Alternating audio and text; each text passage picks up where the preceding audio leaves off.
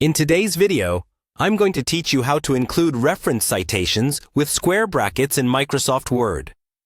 We'll walk through a simple and reliable way to format your in-text citations so they appear in square brackets, like this: 1, 2, or 3, 5, which is often required in technical, scientific, or engineering documents. First, open your document in Microsoft Word and place your cursor exactly where you want the citation to appear in your text.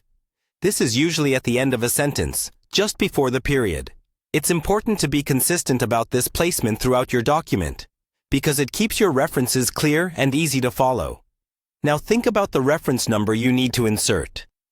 Typically, this number corresponds to an item in your reference list or bibliography. For example, if it's the first source you're citing, you'll use the number 1. The second source will be 2, and so on.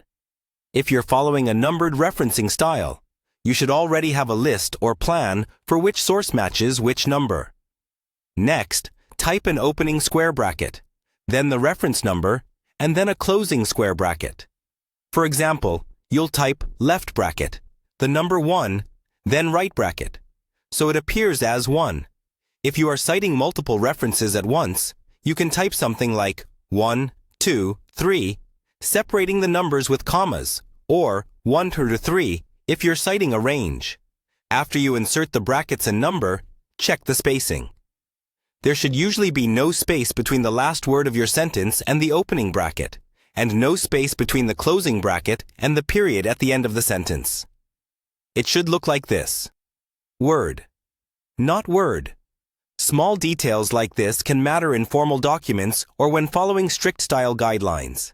If you need to keep your numbering consistent across a long document, a helpful approach is to maintain a separate reference list while you write. Each time you add a new source, assign it the next number and use that same number in square brackets wherever it appears in the text.